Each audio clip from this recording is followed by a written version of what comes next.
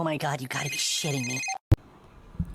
When is it okay to put the safety and health of babies at risk?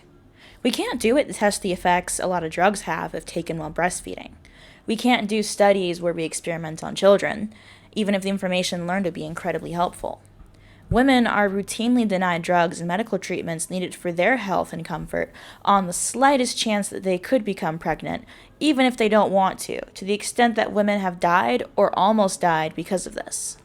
So, seemingly, it's not okay to put a fetus, hypothetical or real, at risk, even if the mother is at risk of death or injury. And yet, a recent study claims that despite testosterone being listed as a Category X substance in pregnancy in the US because of the dangers it poses to the fetus, a panel of experts, including 3 from Britain, said that the current advice centers too heavily on preventing babies from developing birth defects. Objections against the use of testosterone in pregnancy are too focused on creating normal babies, they argued. Instead, the team, given a £500,000 grant by the subsidiary of Britain's UK Research and Innovation to conduct research on trans male experiences, suggested NHS guidelines should be shifted to better support trans men to live out their gender identity. In other words, if the mother identifies as a man and wants to continue taking hormones, then it's okay for the child to be placed at harm. I'm gonna be a mother. That's in the works, in the process. And part of that process is that I am working to induce lactation to be able to breastfeed our youngest child. Yeah, actually mommy Naomi. I've actually already successfully induced lactation. Like, I can actually make milk now, which has been a very interesting and very cool experience. It's like very biologically affirming too, which is something that's like gatekept from trans women, like so difficult. This revelation is nothing new. Over the past few years, gender ideology has pervaded every aspect of society, from law to journalism to our culture. The medicalization of gender nonconformity has led to medical malpractice that has sterilized and stunted the growth of many children whose parents were told had no choice but to take part in gender-affirming care, or else would lose their child to suicide. We've seen the erasure of women's spaces and the abolition of sex in law. And the question is, why? But I'm just going to post this every time people ask me the same questions over and over again. My name's Farah. I am a trans woman as well as an intersex woman. My pronouns are she, her, they, them, or your grace. My eyes are tattooed. My nose is a piercing. I identify as a threat, a nightmare, and a goddess, so please bow down to me. I do not believe in God, I don't worship the devil, but yes, I am a Satanist, which means I am my own God and I worship myself.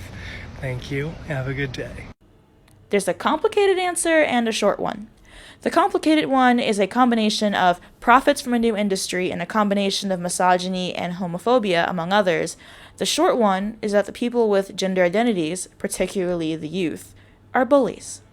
Having a genital preference like you claim to have here by not wanting to date a girl with a wiener is completely valid as long as you're open to dating trans people post-op. Otherwise, it's social discrimination and thereby transphobic. For example, if I were to say, I'm not racist, I just don't typically date dark-skinned people, but then upon realizing somebody I'm romantically involved with is in fact very light-skinned, biracial, or black nonetheless, I am suddenly not interested, it becomes very apparent that I'm just racist. So upon realizing somebody is trans and not wanting to date them because of that is inherently transphobic.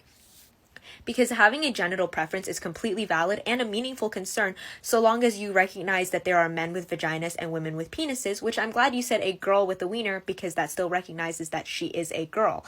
And remembering that preference is not exclusion because you can have a preference for blondes but not reject all brunettes.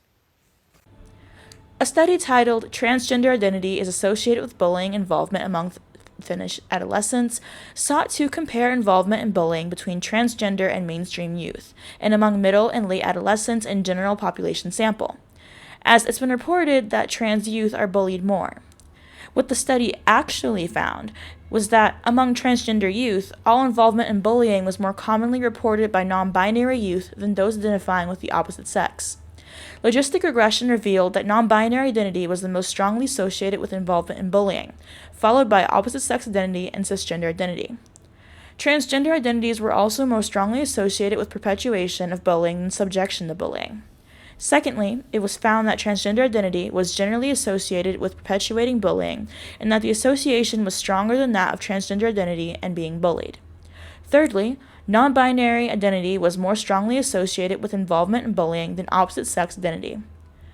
In other words, a study which was started with the assumption that trans kids are bullied more, as is the common story, instead found that they are the bullies, and that out of them, non-binary identified teens bully the most, followed by the typical trans kids, with cisgender kids being the least likely to bully. This study has a large number of participants, and although it only comprises a population of teenagers, I would reckon that a study with an adult population would be pretty similar. Gender ideologists rely on social pressure to get their way. There are implicit and explicit threats against anyone who deviates. Critical thinking is admonished, and anyone who dares to criticize anything about gender identity, even the nicest of intentions and presentation, is basically bullied out of their jobs, livelihoods, and social circles. This is just bullying, plain and simple. And just like the most manipulative and smart bullies we've faced in our childhoods, they've been able to control the narrative so that the greater world is willing to ignore it, and instead view them as the victims. I think we all knew this one, but it's nice to have the data to back it up. This, dear viewers, is where we part.